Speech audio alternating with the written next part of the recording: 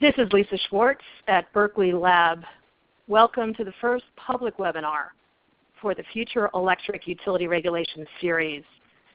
Today, the co-authors of the first report in the series will highlight their findings and take questions from the audience. Next slide, please. The series is designed to inform ongoing discussions and decisions by utility regulators, policymakers, and the electric industry. One of the unique features of the series is the point-counterpoint format. We hope it sharpens the debate about regulatory responses to the significant changes underway in the electric sector. The U.S. Department of Energy funds this series, and you can find all the reports at the web link that's shown here. Next slide, please. We have an outstanding advisory group of state regulators, utilities, and other stakeholders in the electric industry. They help prioritize what topics we cover and how we cover them. The slide lists our advisory group members, and we thank them. Next slide. Here's a list of the reports that are underway in the series so far. Please join us again tomorrow for a webinar on the second report in the series on distribution system planning, market design, operation, and oversight. Before I turn the mic over today for our presentation, I want to go through just a few housekeeping items with you. We're recording the webinar, and we'll be posting it on our website so you can share it with others. And because of the large number of participants on the call today, everyone except for the speakers are in listen mode only. So that means you need to use the chat box in the lower left-hand corner of your screen to send us your questions and comments. We expect the presentation will take about 30 minutes, and then the co-authors of the report will answer your questions. Our presenters today are Steve Corneli and Steve Keim. Steve Corneli is Senior Vice President for Policy and Strategy at NRG Energy. Steve previously served as a utility consumer advocate in the Minnesota Attorney General's Office. Steve Keim is Principal and Chief Economist at Seventhwave and Senior Fellow at Michigan State University's Institute of Public Utilities. His experience includes 21 years at the Wisconsin Public Service Commission, and he's a chartered financial analyst. Next slide, please. Following their presentation, Mr. Corneli and Mr. Keim will respond to your questions in the chat box. And please enter your questions in the chat box at any time. Let's turn now to our presentation. Steve? Thank you, Lisa, and good afternoon, everybody, or morning for those of you in the West. We really are focused on some of the key issues that have arisen in the debates about distributed energy resources and their impact on the future of the power sector, utilities, and the regulatory framework. And in our basic approach here is looking at the structural issues that DERs will create when they reach high levels of penetration. In particular, we focus on the structural issues about what will happen to the natural monopoly characteristic of the distribution utility and other broader structural changes that are likely in the broader industry with high levels of DERs. Critical amongst these questions is what will these changes do to the ability of distribution utilities to attract capital and use that capital profitably to maintain their networks. And in light of these changes, what can utilities and regulators do to support the needed investment in both the network and in DERs? So to answer these questions, we developed a common set of tools that Steve and I use to essentially analyze structural and institutional and economic issues. And we use these tools to really create or envision two different futures. One where the utility plays a more passive enabling role for competitive DERs that are owned by customers or competitive firms, but supported by utility infrastructure. And the other where the utility plays a more active role in developing, owning, and aggregating the DERs themselves. In both of these worlds, we have some common conclusions, and particularly we see a common need for DERs to be used in ways that reduce utility costs and increase the value customers receive from remaining plugged into the network as a way to help create more value out of their DERs and receive more value from the residual or remaining utility service they receive. Next slide, please.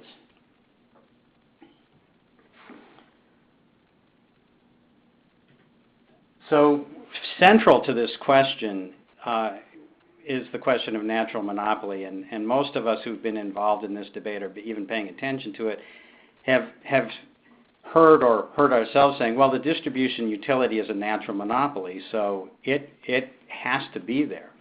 And we decided that one of the key things we needed to do was to dig into the economic concept of natural monopoly and understand what it means and what the implications of alternative technologies like DERs would mean for it. So the first question we really asked is, what makes a firm a natural monopoly? And the answer to that in economics is very simple. It's when a single firm, one firm, can serve an entire market at a lower cost than multiple firms could. Now, this is typically produced by what's called declining average costs, which comes from strong economies of scale. I actually see a typo in my slide there. It's strong economies of scale. And this picture is a classic sort of monopoly chart showing how that happens. The blue line shows that the total cost decline or go up more slowly with every increment of production from a natural monopolist, whereas multiple firms, shown by the orange line, they have a more constant average cost, and it happens to be above the cost of the single firm. Now, it's not really the curvature of that line that makes it a natural monopoly. It's the fact that it's cheaper than the multiple firms. And the key thing that we found that we needed to keep in mind was natural monopolies are not defined in and of themselves. They're defined by comparison to the cost of multiple firms doing the same thing. And if that orange line was lower than the blue line would have the same shape, but it wouldn't be a natural monopoly because it wouldn't be cheaper than the multiple firms that are capable of competing with it. And indeed, we've seen that happen in many of our lifetimes when we've gone from thinking a single firm needs to connect every customer to the local switch and the inter-exchange carriers of the telephone system, and that local telephone company is a natural monopoly, to having lots of competitive alternatives that connect people not only to the local switches everywhere and the inter-exchange carriers, or what's left of them everywhere, but also to the internet. And a complete transition from a natural monopoly to a different and more vibrant and competitive structure. Now, this is particularly important in the power sector because the power sector inherited or evolved around a very, very strong natural monopoly industry structure that was really invented in the 1890s and early 1900s by a number of innovators and entrepreneurs, maybe the chief one being Samuel Insull, who was able to form an integrated power network connecting big power plants to lots and lots of customers in the Chicago area, and by doing that, reduce the cost of power from about 20 cents a kilowatt hour in 1894 to about 5 cents a kilowatt hour. And that was a natural monopoly. 5 cents is cheaper than 20 cents, and it was a very powerful one that lasted, and some parts of it have lasted a very long time. So we've grown up thinking that the power sector is a natural monopoly, but what our analysis shows is that it's only a natural monopoly if it's cheaper than competitive alternatives. Next slide, please. Now, the typical picture of natural monopolies that I just drawn that you find in many textbooks covers economies of scale, but it leaves out economies of scope, which are also extremely important in the power sector. And the way to think about that from this kind of textbook picture thing is imagine that there's two monopolies, one that makes product A and the other that makes product B. And you could think about drawing these graphs on two corner walls of a room and have a kind of three-dimensional picture of what this two product space looks like. And next slide, please. a natural monopoly where there's several products, like the product of energy generation and energy transmission in Insel's world, or like the product of delivering energy and delivering capacity in today's distribution utility world. If those two products can be provided cheaper by one firm because of this lower cost curve of providing some combination of them that shows up going across this picture and making a kind of trough out of the cost structure, then there's a natural monopoly in the two products, or a multi-product natural monopoly. But again, it's only a natural monopoly if it's cheaper than two separate monopolies producing A or B, and if it's cheaper than the competitive firms. Next slide, please. Now here you can see a picture that might be a good indication of where distributed energy resources being provided by multiple firms as small technologies today or in the recent past are available, but their cost everywhere is above the cost of a single firm that is a natural monopoly, providing the combination of capacity and energy or whatever other bundled services a utility might be thought to provide. Now, in the old days, this was what we all thought the Sam Insel vertically integrated model was, but over time we've seen that both generation and transmission and the coordination of generation and transmission have evolved so that we have independent power producers, multiple firms that can produce power competitively, at prices that are competitive and at performance levels that are competitive with vertically integrated utilities. We have ISOs that can manage transmission and dispatch, and independent transmission companies that can manage the transmission side. So it's not exactly, the whole industry is no longer a single natural monopoly structure. But the question is, are DERs something that would change the natural monopoly characteristic of the industry? Next slide, please.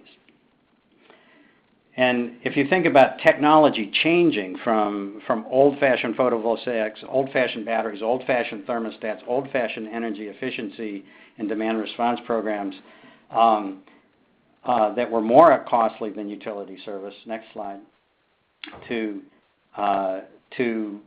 new technologies that are having declining costs and increasing performance, then you can see where we may be today or on the cusp of being today. The DERs are beginning to be cost competitive for some customers with some of the components of bundled utility service. And as this green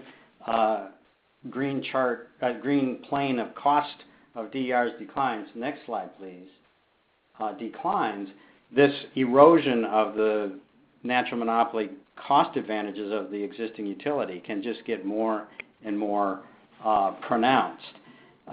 So this raises some of the key questions and actually some of the key positions that we're hearing in the debate about DERs today. Could we go back a slide? If you think about DERs just beginning to get competitive with some of the components of utility service, that might be a situation where that would inspire a lot of people to say, well, look, this is all about cross-subsidies, and all we have to do is get the prices right, and the utility will be around forever. And you can see that in this slide where the utilities cost above that blue dot of their cost minimizing production combination is way below the cost of DERs. So get the prices so they reflect cost, and DERs can't compete. A lot of people are saying that today about distributed resources. Next slide. However, if they get cheaper, people are going to begin to see, wow, the utility really is not fully competitive with DERs, and then you'll get more people saying, well, there's still these benefits that the utility has over DERs of essentially economies of scope, of being able to integrate these things. So let's just have the utility integrate all this stuff and maybe even own a bunch of these DERs, and that's the best solution. Of course, other people are saying it's competitive, so competitors should own them.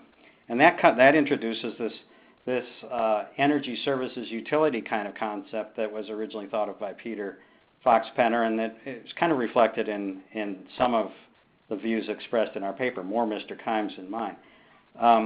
Next slide, please.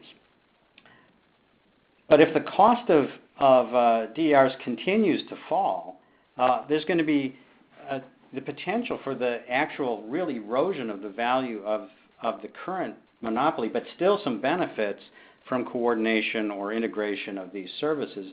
And this introduces really a third kind of alternative or projection of the right future and the right policy into the debate, which is really that the utility is not going to be able to survive as it's been configured in the past. It's going to need to transform itself quite dramatically into a low-cost network that serves as a platform for these competitive DERs to operate on, much like the highway system is a platform for competitive trucking and transportation services to operate on, or the internet is a platform for competitive internet-based companies, large and small, to operate on.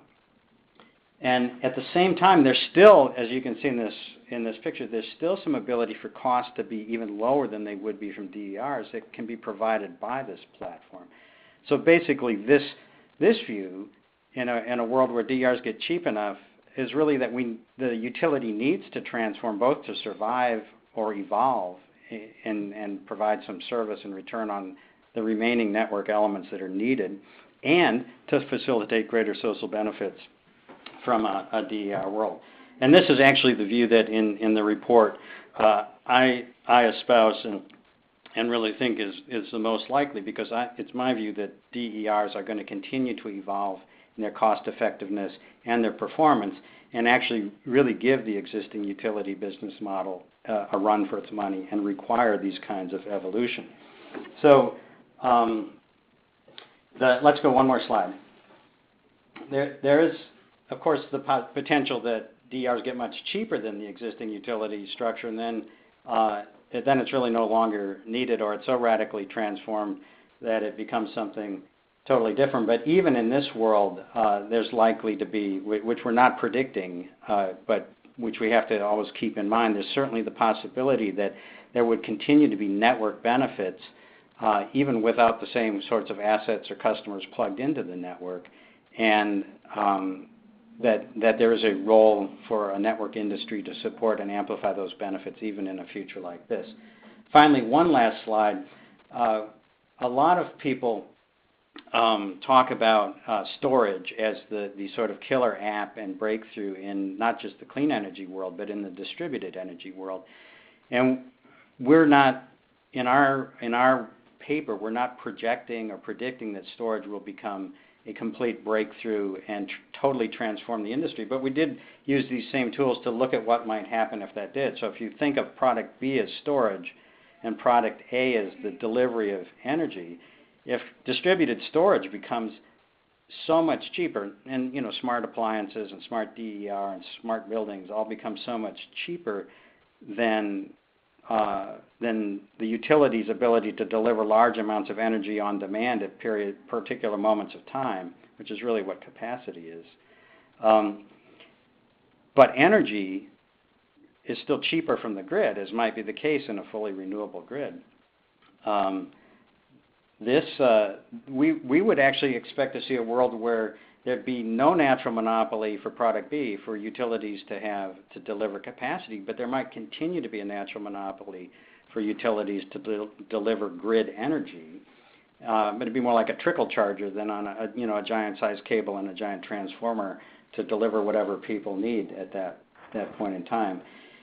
And so this is another future that is plausible, but also in this future there would need to be some kind of new institution to deliver these coordination benefits, these network benefits, between the competitive distributed resources and the single monopoly that's for product A, or essentially delivering grid energy to people.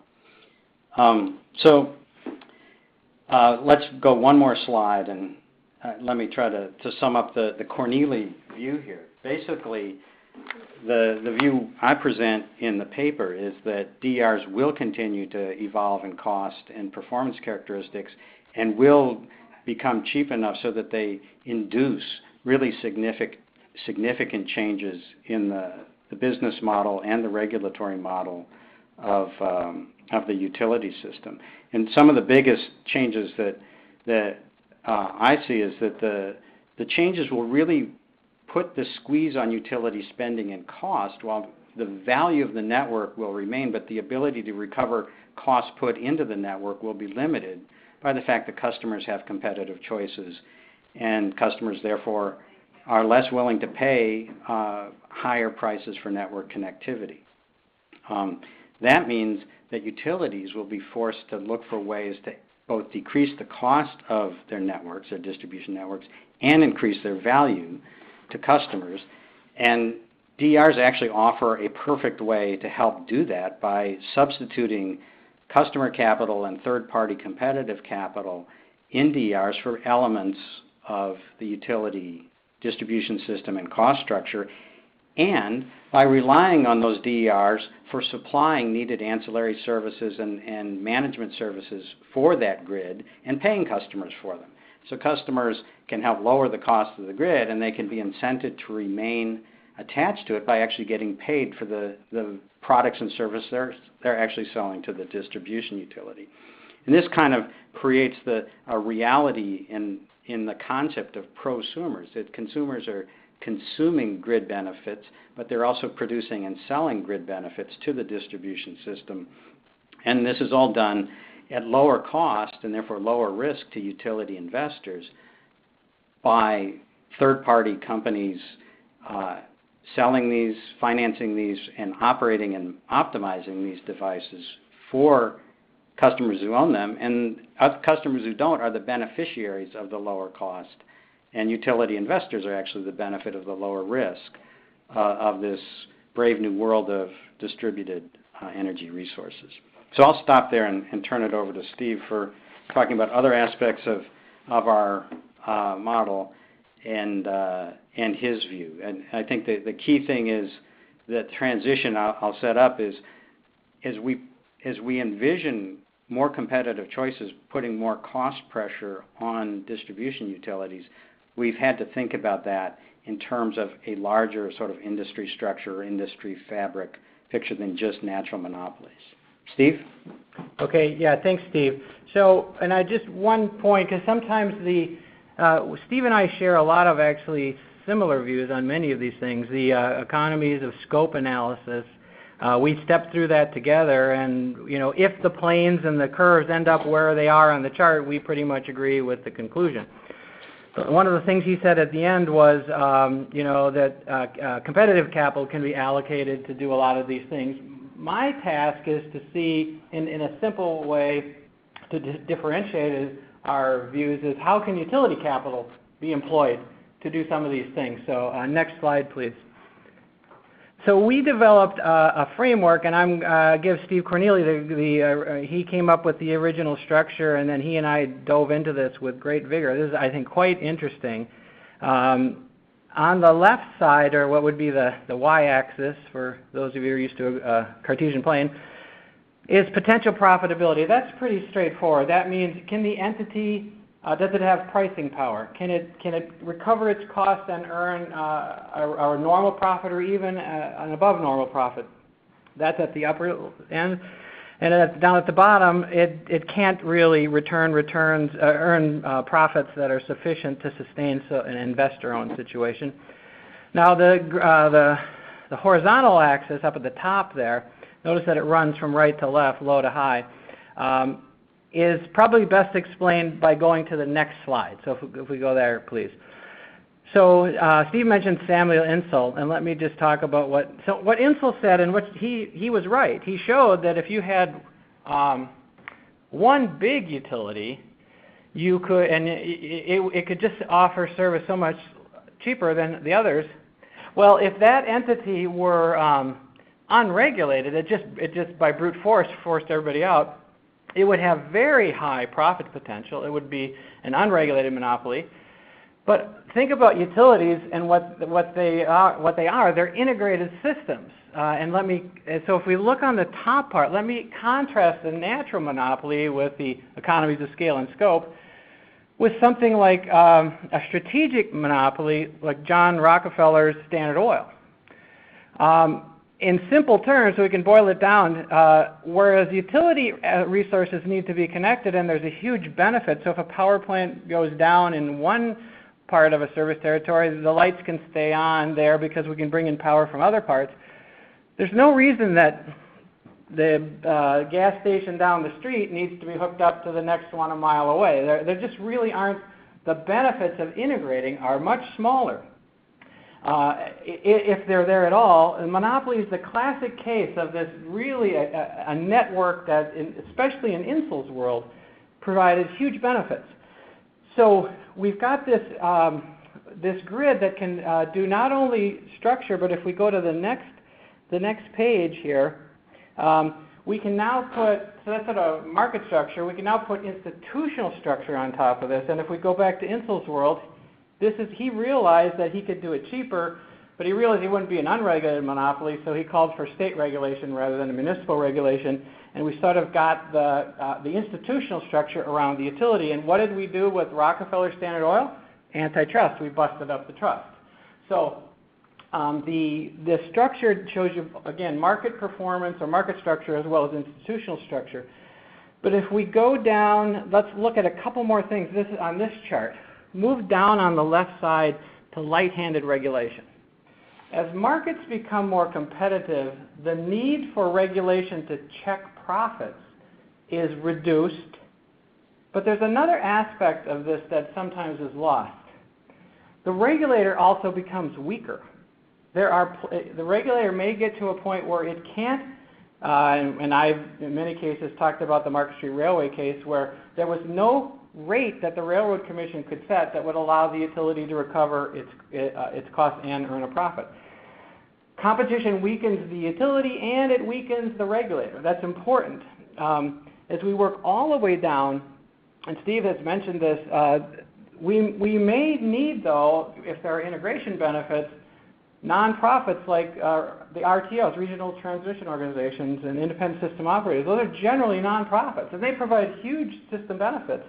But since they're voluntary organizations, if you want to get people to join them, just adding a profit level on top of that is not necessarily the most inviting proposition. So we have these structures evolving. But look over on the right side under competitive markets.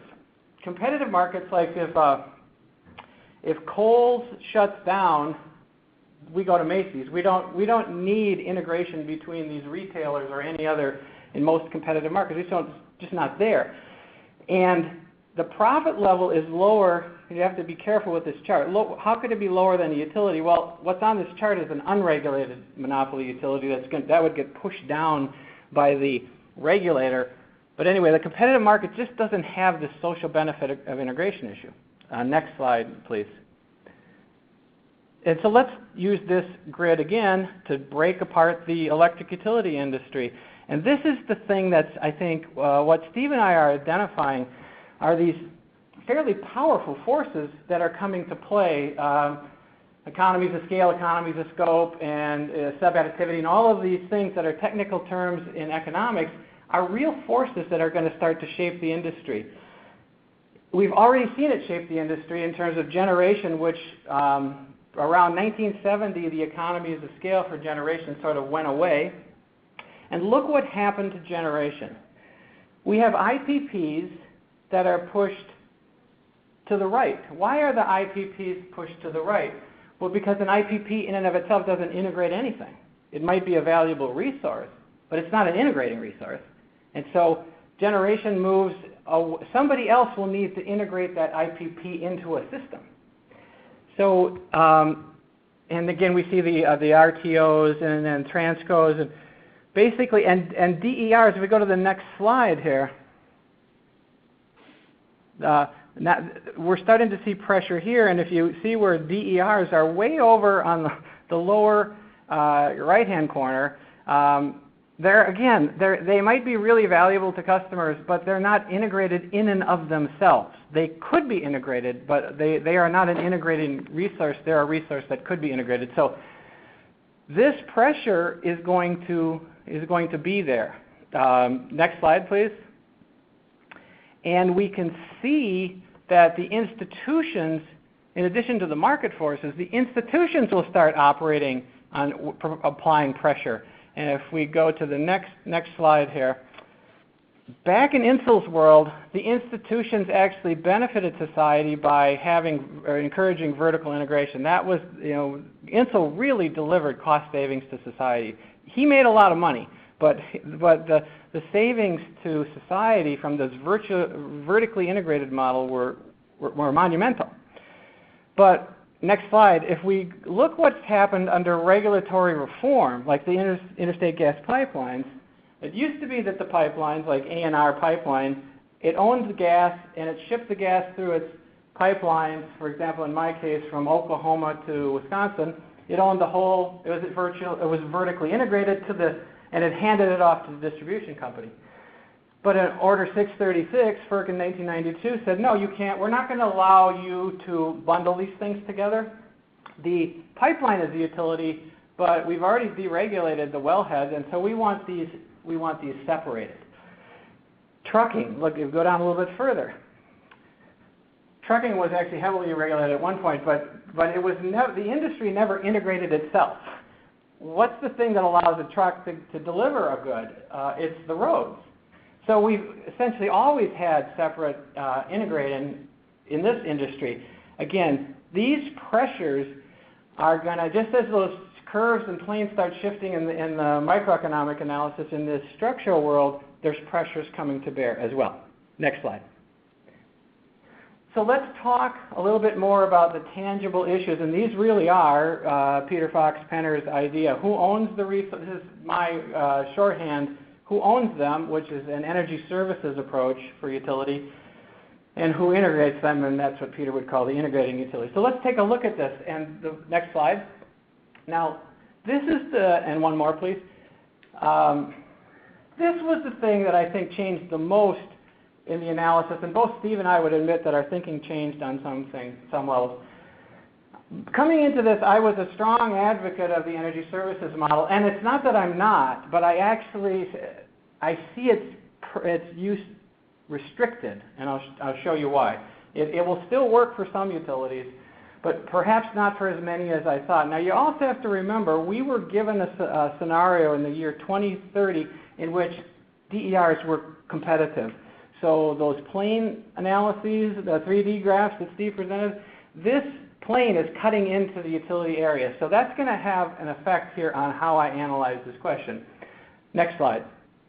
But the threshold question of whether a utility should enter a new market is not a new one. It's actually been around, forever, certainly back to 1974. This is Gordon's classic book, Cost of Capital to a Public Utility. Here's your Finance 101 threshold question. Can you make a return, and listen very carefully to this, that exceeds your cost of capital? If you can, then there's a value proposition for your investors.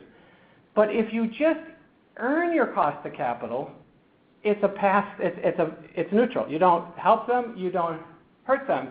If you earn profits, but they're less than the cost of capital, growth actually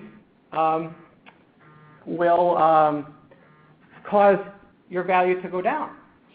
So that neutral point, if you say, yeah, I'm going to make my cost of capital, my regulator is going to allow me to make my cost of capital, that's sort of a yawn. As Kenneth Train says in Optimal Regulation, you do just as well to shut down your business. That is not a value proposition. You've got to be able to get over that hurdle. If we go to the next slide, we see that people are already talking about, this is from Deloitte. Basically, this is not a slam dunk. The idea that the utility would want to compete. In other words, they may want to cede the entire DER market for financial reasons because they don't think they can win the game. You have to remember, a highly competitive market, you think you can make more than your cost of capital? That's tough in a competitive market. But if you can't, why are you doing it? So it's this cost pressure that really starts to tighten up this option in terms of the number of utilities that can take advantage of it. Next slide. But let's say that the utility can clear those hurdles. Clear that, essentially that big financial hurdle. It works it out and it looks like it can make a go of it. Its regulator is willing to give it performance-based rate making so it can make some extra return. So it sets it up well, but now actually I've sort of stepped into the regulator, but what if your regulator not only won't give you performance-based rate making, but next slide please, and this is from the the pioneering work that New York is doing, this is their conclusion, is we want a level playing field, but we don't, if the utilities are on the playing field, then it's not level. So while there's some exceptions for pilots and some storage things, basically this regulator is saying, no, you can't do that. You can't really go full bore into that model. So if you cleared the financial hurdle, you might not clear the regulatory hurdle. Next slide. So now this is interesting. This is where, and again, since we're talking about the year 2030, everybody on this call could have a slightly different scenario as how things play out. But this is where I see the wind sort of blowing. The investor-owned utilities, I would have thought more about the energy services model before, and it's not that they can't, there will be some utilities, investor-owned, that will do energy services. But in this highly competitive world, you want to be on your home turf. Who knows the most about their system and integrating resources on their system? Now, this is where Steve and I have a point of disagreement, because I think, and you can chime in here, Steve, to make sure I get this right, but basically, I think the utility is much better suited to integrate, and I think you would say, Steve, that competitive firms could perform an aggregation function. Am I right on that? Well, I think there's a question of competence, and there's a question of cost, and yeah, they both drive in. So, there's competitive firms that do nothing but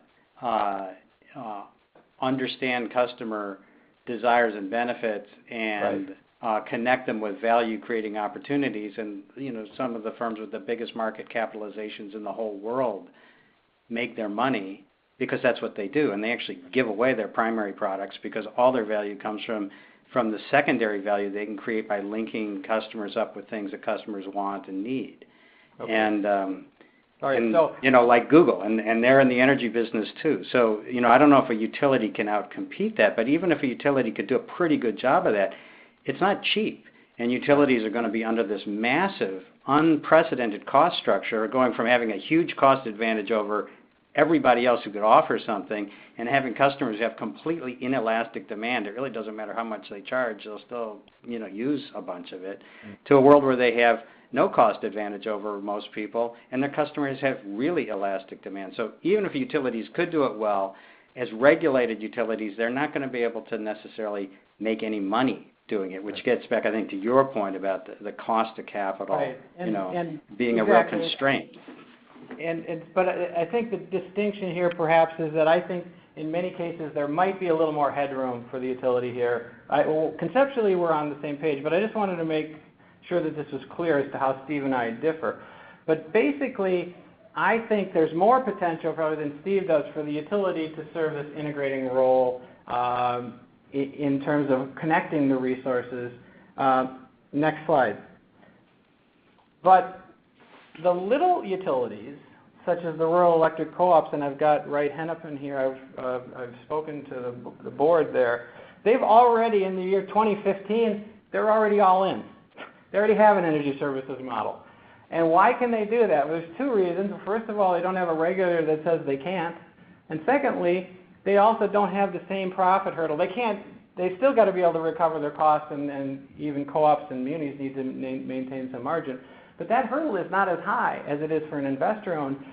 And also, the complicated distributed energy resource management systems that I'm seeing the integrating utilities build may be a little bit beyond the scope of a utility that has 5,000 customers. Con Ed has 3 million customers. So I see the wind sort of blowing the smaller entities toward the energy services model.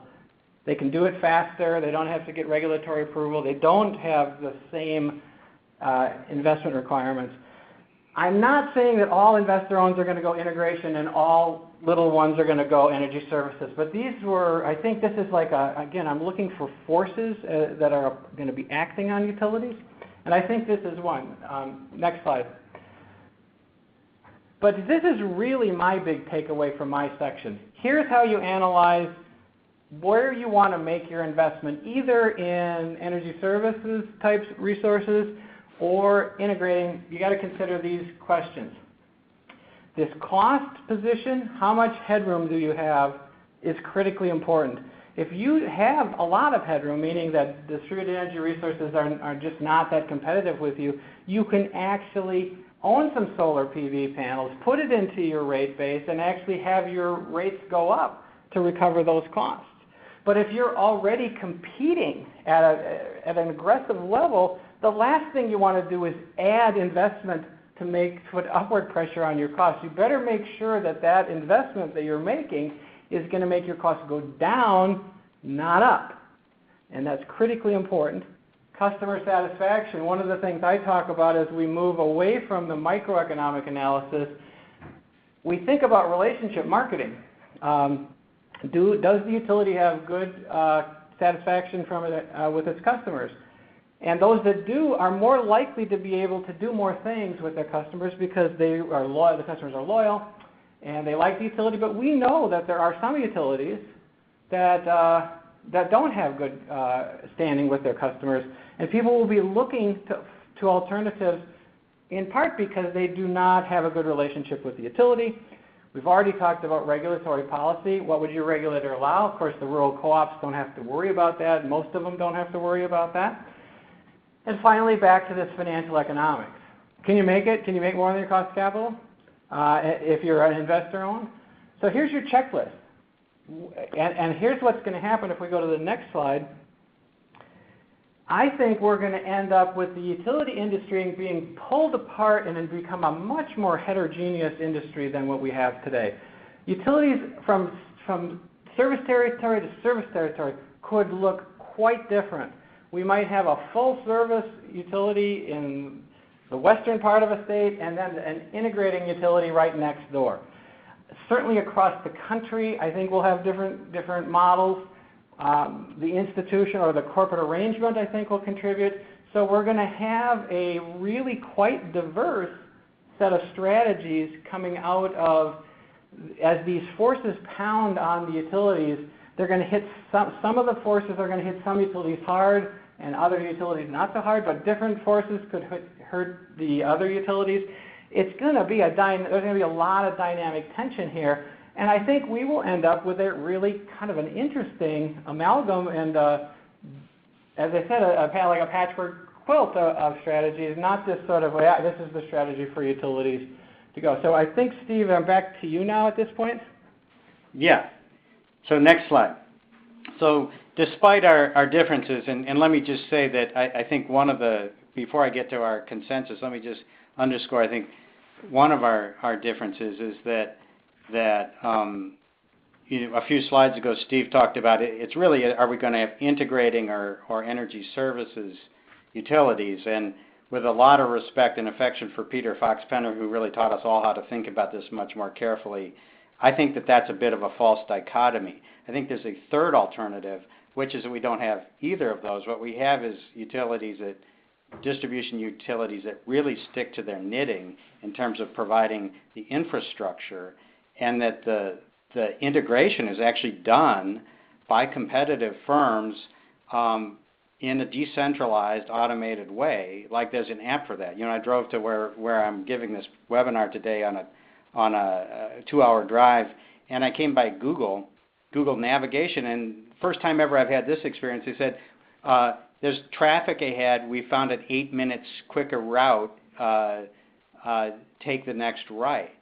And you know, Google was managing traffic congestion, not the highway department. The highway department owns the interstate, and you know, my town owns the roads and my borough owns the streets, but a competitive entity with big data management and massive customer interfacing capabilities and customer value creation capabilities was helping in a decentralized way and competitive way managing the traffic congestion. And I think that is exactly what the integration function in the future is going to be, not a utility function, except maybe where the markets are too thin or too small, as Steve suggested, to support a competitive, decentralized alternative. But a bunch of smart apps, smart DERs, smart appliances, smartphones, and smart systems, basically optimizing this for people. And the network that's going to be the utility network is going to be residual wires, poles, transformers, service taps, breakers, fault protection, all the kind of important safety and universal service stuff that utilities will need to do as long as there's benefits to society from that kind of integration. So I think there's this third alternative that is much more transformative and much more actually like what we've seen in the mashup of telecom, internet, and mobile computing, and less like what we think of as a utility today. But with that important difference, let me turn to some of the things that we actually discovered going through this that we agreed on. And we, it's interesting, we didn't do this because we debated a lot. We did this because we developed some objective, sound theoretical tools building on both of our experience and training as economists. And we said, we didn't think this, but when we started using these tools to think about it, we found out we changed our minds and we could see it clearly. So here's I think, four big things. The main drivers of policy change are technologies, technology characteristics, cost structures of different kinds of firms, and market characteristics. All of these are dynamic. They're all influenced by innovation. They're all influenced by profit opportunities. And they're not really controlled by utilities or regulators. So they're not driven by policy. Policy is actually driven by them. Now, sometimes people try to erect barriers to entry and gain preferential status in rent seeking. We all know that that's a policy driver. But that, we think, in the long run is not going to dominate this sector and really shouldn't as a matter of public policy. Two, as DERs become competitive in price and performance for many customers, utilities will face not just reduced sales volume, which, for several years people have talked about like a death spiral kind of thing. Not just the reduced sales volume, but they'll face more elastic customer demand. People will not be willing to pay as much as they used to for utility service when there's competitive alternatives. But utilities will also have greater opportunities to substitute consumer-owned DERs or their own DERs in Steve's world, and the optimization of those for traditional utility assets and services. As I said, the microeconomic tools and sort of classic policy analysis tools make it really a lot easier to think about what we should do to adapt to these changes and to come up with sort of, pretty well-tested and empirically reinforced policy ideas and institutional structures. And finally, the key changes that we foresee and approaches we recommend are there will be dramatic reductions in the cost of regulated distribution networks, and they will be sought by all stakeholders. It won't be consumer advocates versus investors. Investors, customers, utility management, everybody will align to say we got to keep this stuff from being a loss. We've got to keep shepherding and stewarding investment properly so there can be a return on it and avoid doing dumb things with the money. There'll be increased ability to integrate customer-facing DERs into that network and to unlock what we think of as three-sided value, a three-sided value proposition. The customer gets savings, the distribution utility gets savings, and the wholesale market and the grid all get savings or benefits. And realizing all three sides of that value proposition will be essential to achieving those needed utility cost reductions. Paying customers for DER services that they provide both to the distribution utility and the grid can help motivate customers not only to adopt those DERs and reduce the cost of the utility, but also to remain connected to the grid and to help pay for it. So, of course, customer-facing DERs in either Steve's world or my world can help utilities achieve all of those goals. And the big difference in our views is who is going to be best suited to drive the deployment of the DERs and especially to manage their optimization.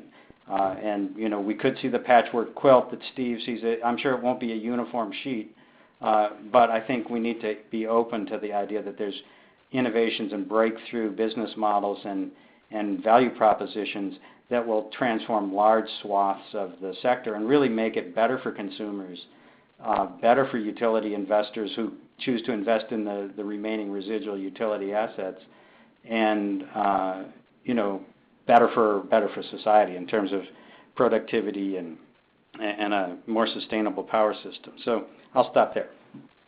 Thanks very much. We have a lot of questions that have come in through the chat box. We'll try to get through them. And Steve Keim and Steve Corneli, let's see if we can try to answer the questions pretty quickly so that we can get through as many as possible. We're going to stay a little bit later than the top of the hour, so for those folks who need to drop off, we understand. But we'll keep going for a little while past the hour to try to get through as many questions as possible. First question I have here is, how much would costs have to fall for distributed energy resources to really start eroding such monopoly powers? And also, what's the time frame for, over which such cost reduction might be expected? This is Steve Keim. So I'm just real quick. It's going to depend on the. Obviously, you're saying there's a reference point here. It depends on how high the utilities rates are right now. In areas where prices are high, it can come fairly quickly, and in some cases there are some DERs that are probably already competitive. So I think it's going to depend on the DER resource and the utility. Yeah, I mean, there's two dynamics here. Not only is how high are the costs now and how low are the DER costs, it's how much do DER costs go down, and not just like cost per watt, but cost per customer value. You know, so they could do more good things for customers, and they're more attractive and more essentials for sort of modern lifestyle. The price could stay the same, but if the performance increases, people will adopt them more.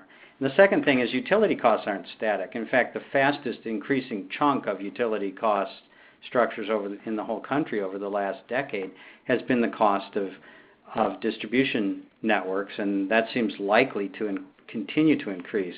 You think in the diagrams, it's like the economies of scale. The curves along the corners of the room are flattening out, and the trough in between them is also flattening out. So DR's getting cheaper in terms of performance-adjusted cost, and utility costs getting higher. It really depends on the rates of those two things. We have another question here. How can we avoid an outcome like in telecom, where technology innovation dramatically expanded network value, but we ended up with wireline service with effectively no regulation and no competition, and the example given, Comcast and Xfinity, everyone's favorite? Yeah, I personally think that's a really important question, because what it shows is there's actually more dimensions to industry structure and performance. The more complicated an industry gets, the more dimensions there are. So we think about, you know, competitive internet and net neutrality, but that last mile of pipe or cable or satellite or whatever it is that gets that stuff, you know, streaming stuff into our homes is actually not that competitive in the U.S., especially compared to, say, in Europe, where it's, you know, I understand there's many pipeline deliverers, and it's cheaper and there's more the choice. So my own view on this is that this is another reason why it's really important to have competitive entities performing much of this integration or optimization service, so that we don't end up with, you know, a competitive highway system but only one trucking company that has to deliver everything to our warehouse or our driveway. And real quickly, without going back to the slide, but we show the big three, which is what we mean by the internet providers. Up in the upper right-hand box, which we're agreeing with the questioner, it's like that's a high profit position for them, but not really benefiting people. So I agree with the premise that it didn't work out right. And this is something that we have to be really careful. And that's why if regulators and policymakers and utilities, and we're all on top of this, we may be able to see it more clearly. These are challenging questions. We probably will stumble in some places, but our analysis shows, yeah, that didn't work. That ended up in the wrong place. Okay, here's another question. Are you saying that market institutions are completely incapable of creating coordination benefits? No, we're not saying that. I'm glad you went to that one, Lisa, because I saw that question too. Markets do a great job of coordinating things in many circumstances. The coordination benefits that we're talking about tend to have sort of market failure-like characteristics, like public goods or network externalities. So it's in those economic constructs, those describe things where it's very difficult to get everybody to pay for all of the benefits that the investment creates. And that means there can be underinvestment, or there can be misutilization of assets with network characteristics that prevent the benefits from being as great as they could be. And I think the example Steve Keim just gave is a good one of network benefits being to some extent appropriated by insufficient competition at pinch points in the network. So where markets can coordinate like supply and demand, they do a fantastic job of it. It's much better than central planning in terms of making sure you don't have too many size 9 shoes and not enough size 2 shoes, you know. But there are situations, especially when it gets to network industries, where markets don't do a very good job of it, and that's why we've evolved as a society. These institutions. Steve showed one slide where it was, you know, all the network industries on the left none of them are highly competitive or market driven, and all the competitive industries on the right that use those networks. That's the kind of stuff we're talking about, where there's actually a market failure or a policy rationale for creating a network platform on which markets can coordinate and optimize.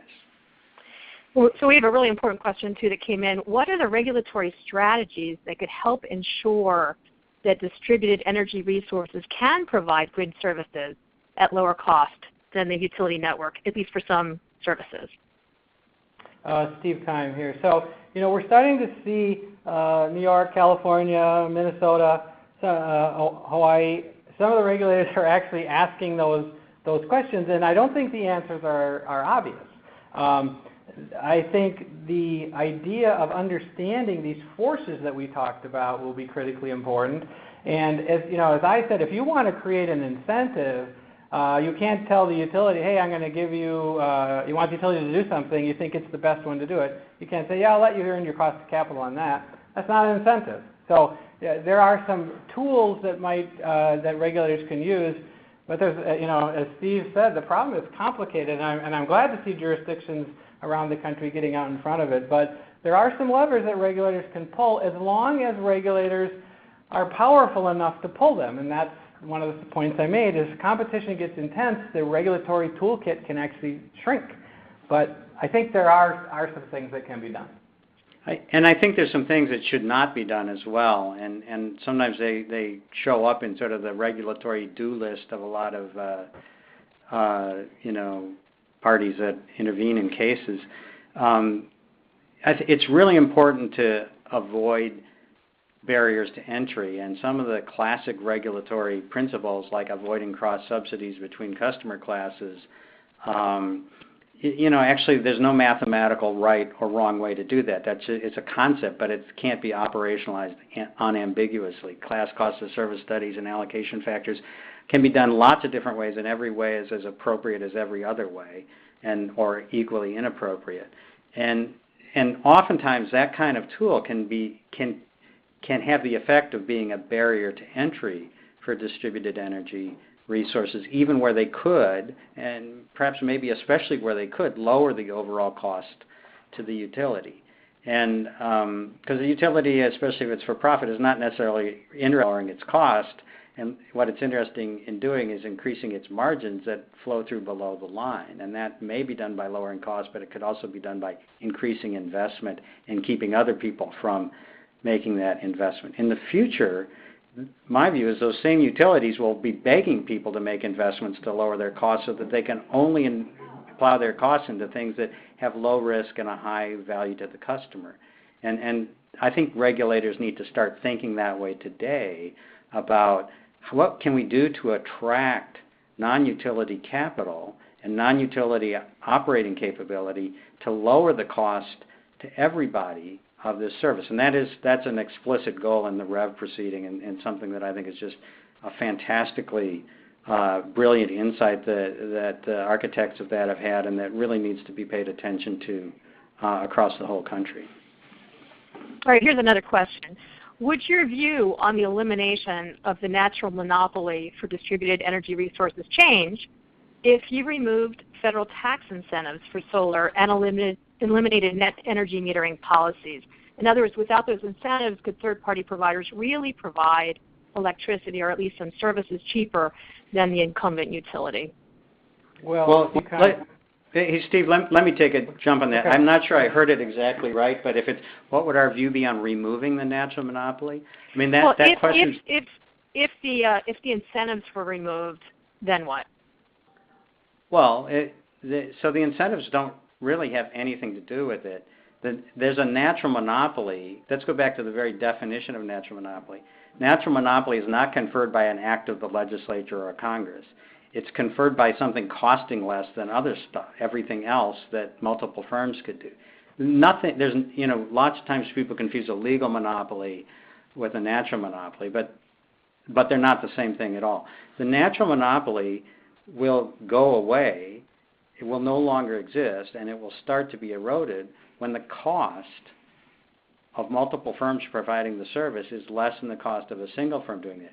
Now, incentives and subsidies and stuff can be incredibly useful and important tools in spurring innovation and in creating new network economies, creating all sorts of stuff. And I think I'm not among that crowd of economists who think that subsidies are bad.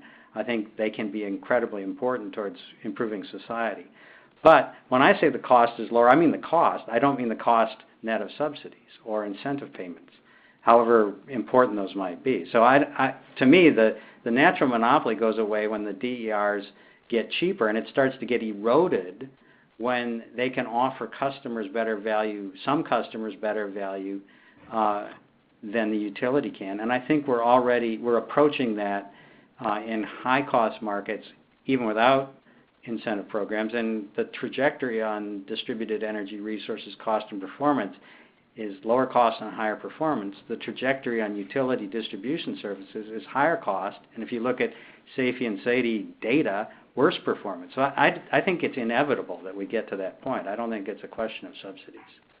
So let me just jump on that, because I think the question is a good one, because, and Steve's answer is a good one, because the natural monopoly is not something bestowed by an institution. It really truly is natural. But the question is good because we may be subsidizing certain resources to achieve some, we might be inadvertently subsidizing, or we may be subsidizing to achieve some end. But we have to be very careful with subsidy as being viewed as a pejorative item. If you read Kahn's The Economics of Regulation, basically he says to say there's a subsidy here is like saying the car is blue. You've identified it. The question is, do you want it? Is it serving a purpose? If it is, the economic analysis is done, because a subsidy is a policy tool designed to do something.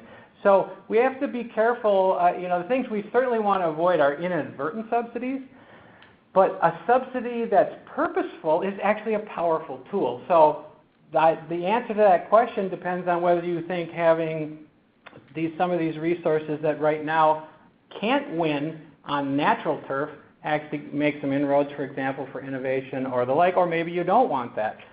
That's a different question. It's a really important question, but it's not a question of natural monopoly. I agree with Steve on that. All right, let's go to the next question. So what empirical evidence do we have that vertical disintegration is an economic decision and not a political decision to remove power from regulated entities? This is Steve Keim. I don't think, if I said that it was an economic decision, I didn't mean that in its entirety, because as I said, FEUR Order 636 is what broke up the pipelines to be common carriers instead of bundled providers. So while markets put pressure on that, sometimes we forget that sometimes institutional forces can be quite powerful. And so I think it's a mixed bag. Steve, I'll let you take a run at that. Yeah, it definitely is. Throughout this report, we use the term industry structure and performance, and we really owe a debt, probably without having cited it, because it's become so common to the Chamberlain, Robinson, Bain sort of school of structure, conduct, and performance, and which is really powerful in economics and in business school writing and that kind of stuff. And one of the key features in that whole Joe Bain kind of tradition is that the market characteristics and profit opportunities influence the institutions, and then the institutions in turn feedback and influence the market opportunities. And you can really see this with Sam Insel. He didn't make this stuff up, sell it, and then build it. He made it up, demonstrated it, and then sold it. So, he said, hey, I lowered costs from 20 cents to 5 cents, and my investors made a whole bunch of money, and customers are much better off in Chicago. Why don't we do this in, the rest of the Midwestern states? And then legislature said, yes, sir, and they passed laws, And, but I think that battle but those laws, then they kept anything else from happening for a really, really long time and made it harder for innovation like, the IPP, combined cycle, ISO kind of thing to actually take off. So I think that my takeaway is, this goes back to the regulatory implications, is erecting barriers to entry and preserving the status quo is a good way to inhibit change, just like maybe a poor use or an unwise use of subsidies and incentives is a way to destabilize,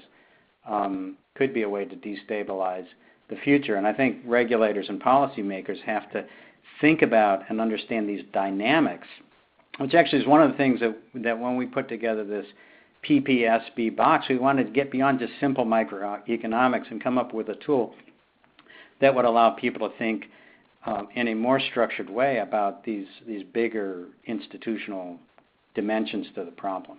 And here's a related question that came in. Can I say one thing, Lisa? Sure, just real sure, quickly. go ahead. That battle, that Insel, it was a battle. It was not an easy thing to think that the market just showed that this is the way to go. Steve's right, he did, but the political fights, cities having to give up regulation of the utilities, was not an easy battle. That was a very difficult institutional battle. So it's never market forces alone. All right, Lisa, go ahead. Well, this is related, so you can talk about it more if you like. How did your model for the economics of natural monopolies and competitive industries change? If you factor in the opportunity cost of foregone innovation in products and services, when innovative competitors are precluded from participating, and the analogy goes to telecom, it didn't get cheaper for multiple firms to provide exactly the same bundle of products and services that Model provided. Competitors were offering superior value, and ultimately regulators could no longer keep that out of the market. And Steve Keim, you wrote a paper that's somewhat related to that. Yeah, so that's a good point. I think we see that actually undergirding the New York Rev order, where it says we want a level playing field to promote these sorts of things, and we don't think the utility being in there is going to achieve that end. So that is, I think, a well-known idea. Now, it's just one of many ideas. That doesn't say, aha, so we must therefore do this, but it's certainly an important idea in the economic analysis. And I think I agree with that, and I think it's a great question. There's something inside it that I want to unpack just a little, if I can. Lots of times we hear this in the electric utility debate, like we heard in the telecom debates in the 90s, that look, we just need somebody to do the same thing cheaper than the existing utility. And there's been all sorts of ideas, franchise competition, incentive regulation. Not that I'm negative on it, but a lot of the basic concepts of incentive regulation, just get them to do the same thing but cheaper, and with rate cases costing less and having less unintended consequences. And put the whole franchise up for auction and get somebody else to do exactly the same thing cheaper. And that's not what a high DER world and the transformations we're talking about are at all. They're about creating additional value and quite possibly much more complicated and exciting value chains and value networks, where it's not just capacity and energy, but it's also resiliency and home health care and telecommuting and advanced media services and educational services, all sort of bundled together, not by the competitive energy provider, but in a way that integrates different products and services that utilize the same basic network to create more value for customers. And that's if you think about it, I can watch a movie on my telephone I can go shopping on the internet on my telephone. I can use my telephone to navigate me around traffic jams as I'm driving down the Pennsylvania Turnpike. That's the kind of stuff that, a lot of people say, well, that'll never happen with electricity. But I think as long as we think that will never happen with electricity, we'll continue to erect institutional barriers to it, to something like that happening. All right, here's another question. Steve, Corneli in particular, you wrote in the paper about reliability, and particularly with extreme weather, for example, which you've experienced in New Jersey. How much does a willingness to pay factor into the potential future you're thinking about? Are customers willing to pay more for greater reliability than they already receive today? All you have to do, and I think anywhere from Washington D.C. to Boston, is go to a Home Depot store, and you'll find people selling, standby generators, and along with people selling rooftop solar and people selling smart lighting management systems and smart thermostats and all this sort of stuff. So the standby generator market has just exploded in the Northeast after Hurricane Sandy and the freak October snowstorms and two big derecho storms and a number of other things that have knocked out power for more than a week on end in the peak of air conditioning or winter heating season. And it's not like people are going to say, well, I'll just pay my utility more so that they can be like King Canute and stand at the shore and say to the rising sea level, don't come in. They want something that will work when the utility power goes down. And that is a huge motivator towards the sort of openness of consumers to say, I need a product that I can buy at a place like Home Depot or Lowe's that will give me better service or lower bills or a lower and smaller environmental footprint. And that market is already just burgeoning, and if people don't see that, just go to some big box stores and look at their smart energy and their distributed energy offerings. And it's interesting that the utility industry is most exposed at the last mile. The distribution system. I mean, yes, sometimes we have big failures of the grid. Not very often, but when we do, that's really bad. But every year my power goes out for an hour or so here and there because that distribution grid is subject to, a lot of it's above ground, it's subject to those weather issues, and redundancy is not always as easy to achieve on that level. So it's kind of, it's just interesting that I was talking to some people at your shop, Lisa. Reliability is great. If you really want reliability, then you have to have your own resource. I hadn't thought about it that way, but that is an interesting point because it's that last stretch where you usually have, notwithstanding Hurricane Sandy, which took out the whole system, but so the reliability question is a really interesting one, and just like this paper where we twisted and turned it enough ways, we started to see the world somewhat differently. That discussion that I had with your colleague was making me think about reliability differently. But I do agree, when we talk about value propositions, it's not like, well, we've been giving you this reliable service and you should pay more for it now. That's not really, you got to have some other kind of, we're going to give you something more. That's a proactive value proposition, and Steve talked about that in his opening section. Great. Well, thank you so much, Steve Corneli and Steve Keim, for your report and your presentation today. I want to remind everyone on the call that we have our second webinar tomorrow on the second report in the series, which focuses on distribution system planning, markets, oversight, and investment in a possible future with high levels of distributed energy resources at the same time. The report, the slides are now posted for report number 1 on our website. We've given the reference several times. And report number 2 also is posted there now. We'll post the slides shortly. Recordings of these webinars also will be posted on our future electric utility regulation page. Again, thanks